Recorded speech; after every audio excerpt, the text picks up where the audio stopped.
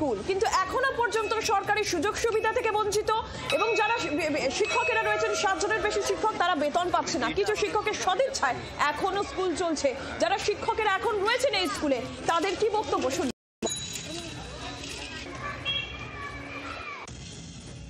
গ্রাম পঞ্চায়েত, পঞ্চায়েত সমিতি, জেলা পরিষদ এবং কিছু এনজিও এবং জনপ্রতিনিধিরা যারা এমএলএ বা এমপি তারা আমাদের সহযোগিতা করেছেন।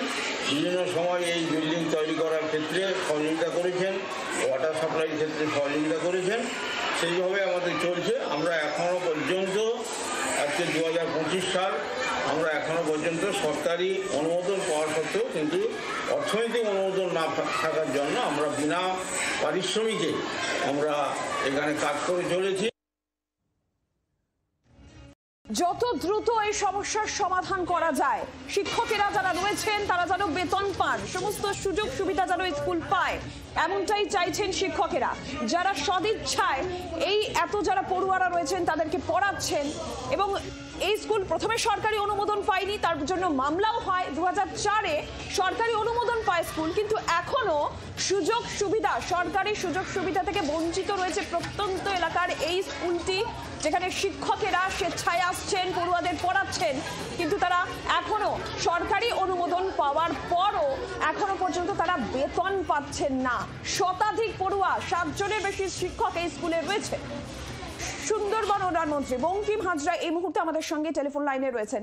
বঙ্কিম বাবু, যে স্কুলের কথা আমরা বলছি, কমলপুর জুনিয়র হাই স্কুল, সেই স্কুল সরকারি অনুমোদন 2004 সালে পেয়েছে, কিন্তু সেখানে সরকারি সুযোগ সুবিধা পৌঁছচ্ছে না, শিক্ষকেরা বেতন পাচ্ছে না, এই অভিযোগ।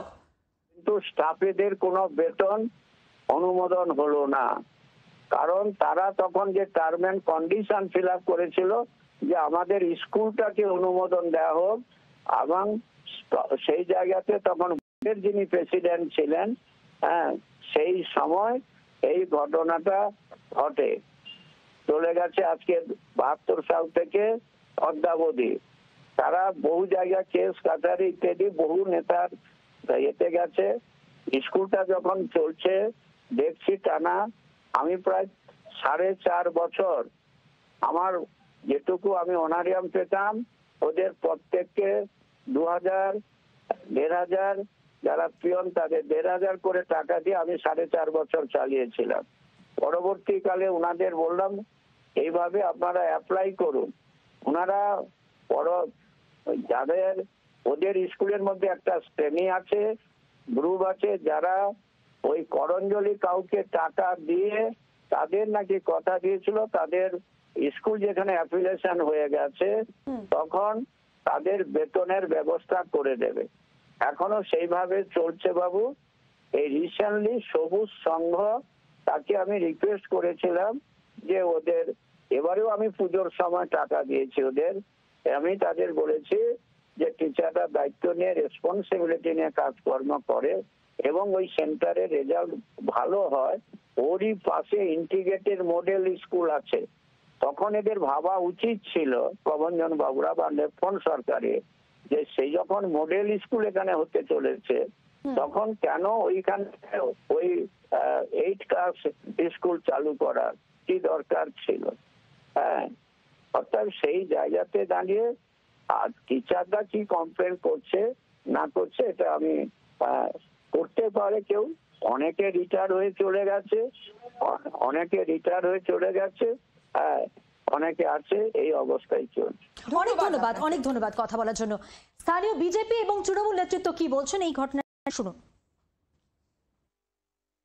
রাজ্য সরকারের সম্পূর্ণ ব্যর্থতা এবং এই ব্যর্থতার দায় আমাদের সুন্দরবন উন্নয়ন মন্ত্রীকে নিতে হবে, কারণ ওনার ঢিলছুড়া দূরত্বে এই স্কুলটা অবস্থা।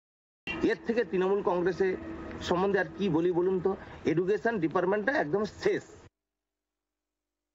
আইনি জটিলতায় শিক্ষকদের বেতন আটকে আছে, বেতন পেতেও না। এখন স্কুলটা অনুমোদন পেয়েছে, আমরা বিভিন্নভাবে তদারকি করেছি, ব্যাপারটা শিক্ষামন্ত্রীকেও জানানো হয়েছে। আগামী দিনে যদি কিছু সুরাহা হয় এদিকে প্রত্যাশায় আমরাও আছি।